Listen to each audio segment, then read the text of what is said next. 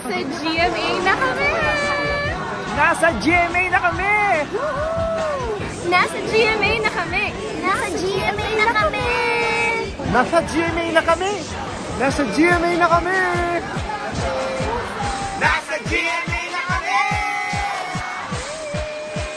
Nasa GMA na kami!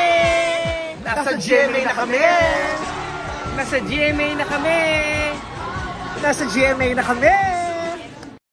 Usap-usapan ngayon sa social media ang umanong nalalapit na paglipat ng noontime show na It's Showtime na pinangungunahan ng host na si Vice Ganda sa GMA Kapuso Network bilang papalit sa nagtapos na tahanang pinakamasaya. Tahanang pinakamasaya tuluyan ang nagpaalam bakit lumalakas ang mga bulong-bulungan na seryosong ikino-consider na It's Showtime ang ipapalit sa tahanang pinakamasaya kapag nag-expire na ang kontrata nito sa GMA. Dahil ba mas mataas ang rating ng It's Showtime kaysa sa tape counterpart nito sa GMA? May ilang buwan pa naman ang live contract ng tahanang pinakamasaya sa GMA, maaga pa. Hintayin na lang natin ang renegotiation at renewal pagkatapos ng kontrata nito sa GMA. Nasagap umano ng showbiz vlogger at talent manager na si OG Diaz ang tungkol sa papalit sa tahanang pinakamasaya na natsugi kamakailan. Pagbabahagi ni OG, may nakarating din sa akin na from GTV ay ililipat naman sa GMA yung It's Showtime. Makikipag-head-on nga sa Itbulaga. Pero ang balita ring nakarating sa akin naghihintay lang naman daw ang It's Showtime kung saan sila ililipat. Kasi obviously, kapag ililipat sila sa GMA, ano yung programang ipapalit sa GTV. Pero kailangan daw nating abangan ito dahil wala pa rin itong kumpirmasyon. Sa kabilang banda, tila may hirit din si Vice Ganda sa naging Monday episode nila sa It's Showtime tungkol di umano sa paglipat nila ng bagong network. Sinabi kasi niyang, narinig ninyo ba iyon? I-manifest ang the best days. The best days ang taray. Every day dapat nag-hope tayo ng the best days are coming. At dahil sa sinabi iyon ni Vice ay hindi maiwasang isipin ng mga viewers na ang best days na tinutukoy nito ay ang posibilidad na paglipat ng It's Showtime sa GMA7 network. Hindi na nga ba mapapanood ang programang tahanang pinakamasaya? Ilang netizen ngayon ang napaisip kung mawawala na nga ba ang nasabing programa.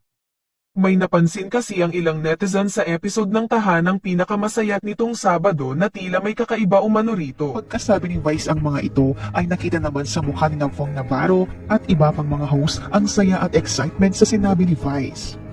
Matatandaan din kasi last year bago ang official announcement ng GMA7 at ABS-CBN ay nag-hint din si Meme Vice sa paglipat nila sa Kapuso Channel na GTV sa ilang beses at araw-araw na pagsabi nito na better days are coming.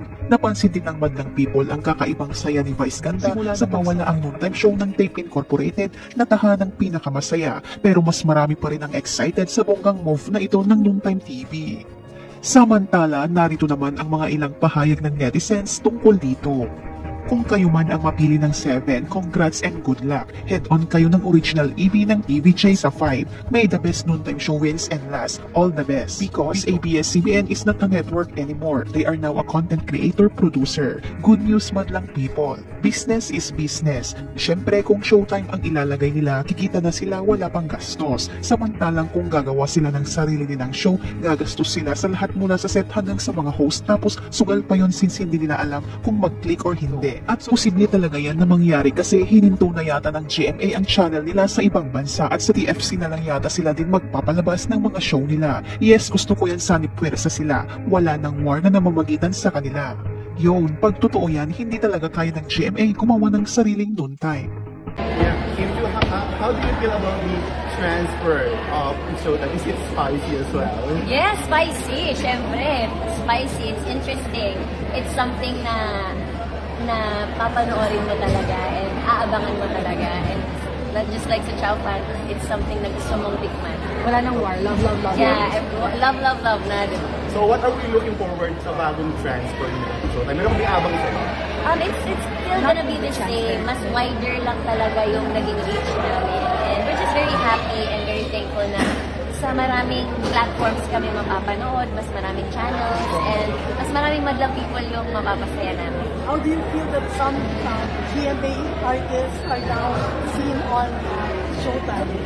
Syempre nakaka-excite yun for our madlang people viewers. Lahat naman ang ginagawa namin para sa madlang people. At least we gave them a different taste. Just like how Chowking, Spicy Chow Fan, we gave them a different taste. Thank you so